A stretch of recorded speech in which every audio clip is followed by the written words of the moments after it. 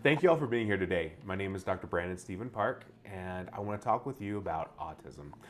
Autism has a long and very interesting history. At one point, autism was actually considered to be a part of schizophrenia.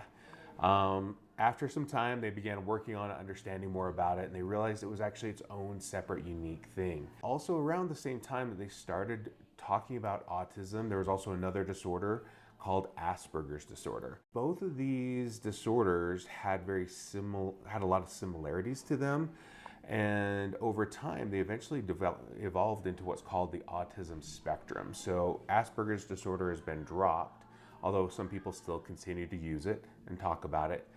But what instead they started doing is, as researchers looked at it, they found that there's this big spectrum of neurodiversity, or actually specifically neurodivergent behavior. Neurodiversity was originally kind of coined as something to use to talk about autism, but as people looked at the word diversity, they realized there's a lot of different diversities, and so suddenly ADHD is a neurodiversity, and many, many other things, OCD and several other things, became neurodiversities, which is beautiful.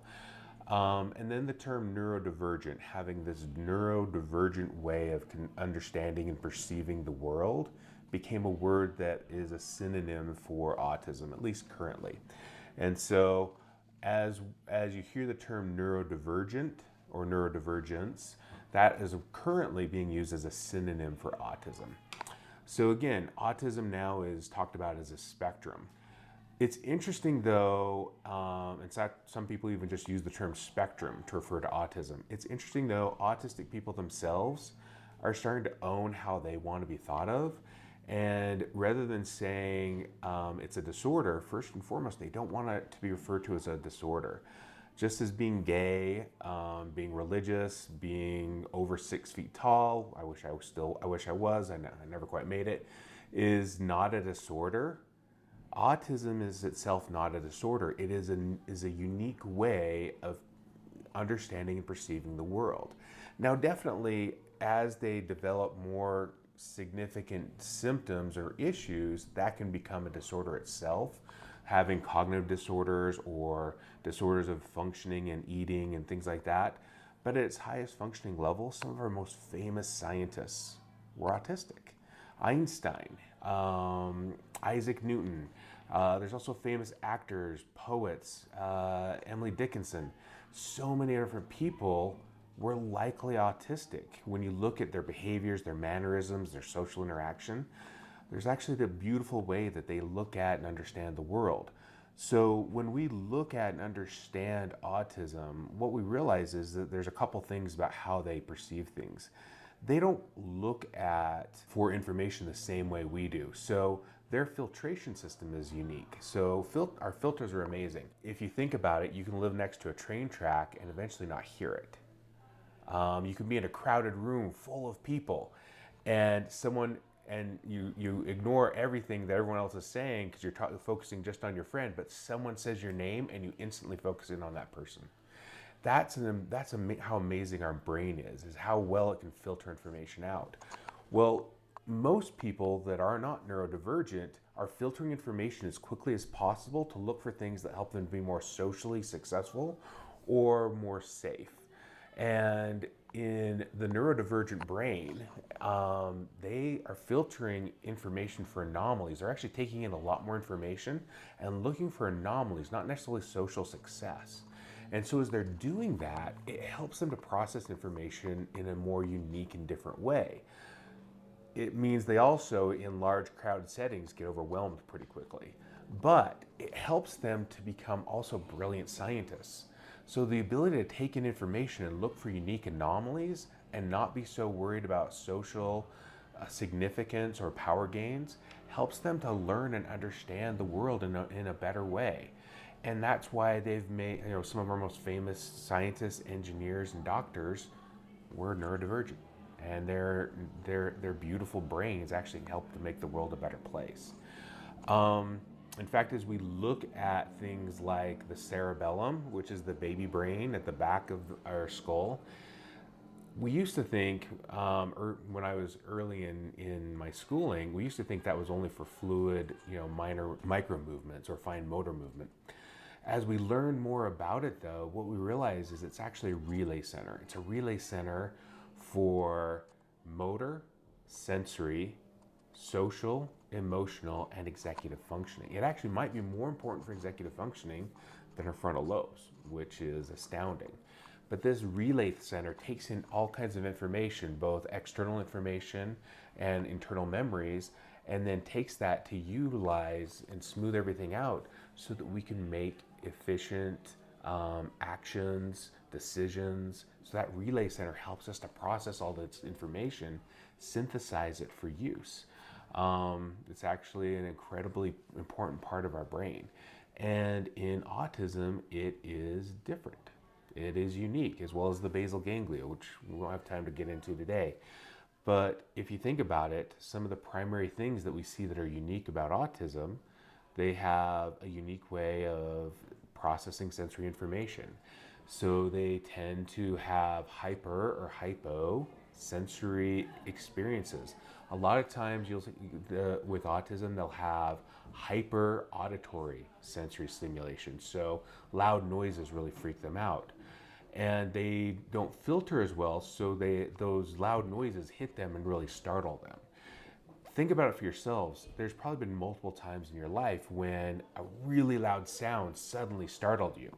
It made the hair on the back of your neck stand up. It made you tense up and all your muscles tensed up. While this happens, a few times in your life that you can think of, this can be a daily experience for people with autism. Imagine constantly being on edge, feeling like you're about to be startled. So there's an avoidance of being in crowds and in areas where a lot of unknown loud noises can happen. You'll see that happen in autism a lot. Alternatively, sometimes they have hyposensitivity to sensory things, or to physical sensations. So people with autism can be more susceptible to frostbite and hypothermia, heat stroke. So you'll see them wear their favorite coat out into the blazing sun, or they'll walk out in a t-shirt and shorts into the middle of winter because there's more of a hyposensitivity to physical sensation. Now, it can vary across the board. They can have hyposensitivity to sound, hypersensitivity to physical sensation, but what we see a lot of, we do see a lot more hypersensitivity to sound, and we see more hyposensitivity to physical sensation, but any of their senses can be more hyper or hypo. Also, interestingly, as we look at emotions can be a sensory stimuli. The way the emotional circuits run right into the brainstem and into the cerebellum, emotions itself can also be a sensory stimuli. And a lot of times in autism, they can have some hyper and hypo emotional interactions and reactions to the world.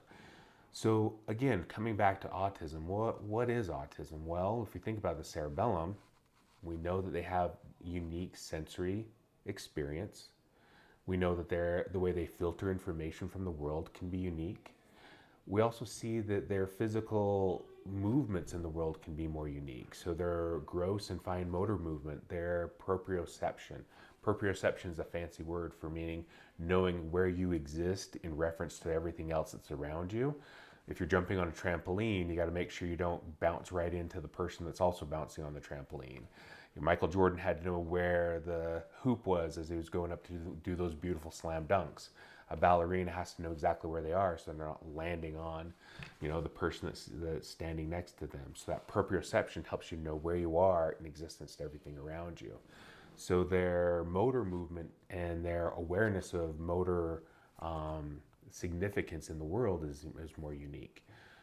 Their understanding of social norms and social awareness is more unique as well. So the way they think about, understand, and look for information, we talked about that filtration thing again, they're not driven to find the social success the same way we are. They're looking for more anomalies in the environment.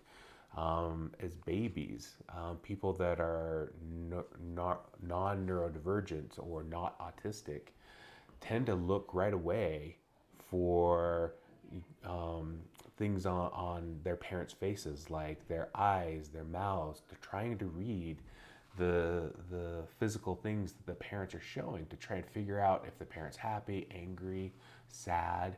They're trying to read their parents' emotions at a very, very young age. Where when they look at young people with autism, babies, the babies are actually looking for anomalies. Is the hair out of place? Is the shirt different? Is, there a bit of drool on the mom's mouth because she's been up all night and still needs her coffee. So the way they look for information, even from a very young age, is different. They're looking for anomalies in information. Again, that makes them great scientists, but sometimes it makes them less socially aware and socially motivated. And so what you'll see is the way they gather information is different and the way they socially interact is different. And again, as we talked about a second ago, their emotional experience is different, not only from the fact of a hyposensitivity in emotional functioning, but also just the way they feel and experience their emotions, the way those things get refined and processed, their own emotional awareness, and subsequently their awareness of other people's emotions are affected by how they process the world. And so since they don't always understand their own emotional functioning, they don't know how to read social cues and awareness the same way that we do, they have a unique experience in this world, and actually it's very frustrating and hard for them. For those that we tend to work with at New Focus Academy, we find that, which tends to be those that are more, the ones that we work with used to be diagnosed with Asperger's disorder. So in other words, those that have enough awareness of the social dynamics that are happening around them, that they can kind of see it and feel it, but they don't always know what's happening. I tend to kind of think of those people much like my grandmother when she first started developing Alzheimer's. When my grandmother first started developing Alzheimer's, she knew enough to know she was missing something, but didn't know exactly what it was that she was missing. It made her angry, sad, frustrated, depressed, lonely, paranoid. For a lot of our people in the autism spectrum that that higher end, or what they call level 1, that used to be called Asperger's disorder, they tend to know enough to know there's things happening around them, but they can't always put their finger on it. So they see all these social dynamics and these social webs, but they don't know exactly what it is that they're missing. And much like my grandmother, they feel depressed, angry, sad, paranoid, frustrated, angry. And so it makes them feel like they don't fit in. And to be honest, they're in the minority. We created this world for ourselves, and they have to learn how to live with it. I was talking to a young lady one time and helping her to understand her diagnosis, and she broke down crying, and she was really overwhelmed by it. But one of the things that I really tried to help instill in her was this idea that the more you understand about the world, the more you realize that people with autism have made this world a much better place, and it's a beautiful thing, and your brain is beautiful. And she started listening to me, and I started naming names of people that either we knew had autism or likely had some autistic traits, and she started thinking more about it and feeling better. And then I said, you know what, hang on just a second. Think about it this way. If a majority of the world had brains like yours and a minority of the world had brains like mine, who would be the one that'd get the diagnostic label? She got this giant grin on her face, and she pointed at me and she started yelling out, you would have the diagnosis. And I'm like, you're right. And I would be the one to be sad, angry, depressed, anxious, and feel like I didn't fit in. If the non-neurodivergent, the non-autistic brain was the minority, we would have the label. We would have all the frustration because we'd be living in your world. And instead, you have to live in ours. As beautiful as your brain is, and as wonderful as your brain is, you have to figure out how to navigate a world that wasn't created for you. Helping her to understand that made a huge difference and change in how she felt about herself. So again, let's kind of come back as I'm kind of processing all these things. One last area I want to talk about is executive functioning. So how we organize, navigate, and use information to stay, on top of things. Again, if you filter the world for anomalies and you're not always filtering the world for quick success, the way you organize things can be very different. And so again, with autism, the way they organize the world and stay focused on things, they end up having things, what we sometimes see, they'll have a hyper focus on things. So they'll focus on one thing and ignore everything else, maybe including their hygiene, maybe including their homework, maybe including all kinds of other things, because they find something that's very unique and wonderful and interesting. Well, that hyper focus is sometimes why there can be amazing artists, amazing engineers, doctors, and scientists. I know that I'm actually really smart in a lot of ways. I'm brilliant in certain ways. But if someone told me I had to focus for 3 to 10 years on one single problem that no one had solved, I'd be, I'd give up. I'd tell them, nah, it's not for me. I can focus on a problem. I can solve problems. But if it's going to take me 3 to 10 years to figure it out, that's not my quality. That's not my strength. But that's one of the beauties of that hyper focus, that ability to focus on one thing and never let it go, makes them so talented and amazing. So again, let's kind of go over this. There's a lot of things related to autism, but there's 5 kind of big areas that we see, and it's interesting that the cerebellum happens to be correlated with them. There's a uniqueness in their sensory experience, a uniqueness in their motor experience, and their how they fit into the world, their physical experience. There's a uniqueness in their social, emotional experience, and also a uniqueness in their executive functioning. When you take all those things into account, you kind of realize those things are some of the core areas in which autism has a difficulty in functioning in this world. One other thing that I'd really like to get across related to what I think about autism, I think that they're a beautiful part of our world. One of the reasons I started this program is because as I was talking to so many wonderful young people with autism, I kept running across the fact that they were always being told to change.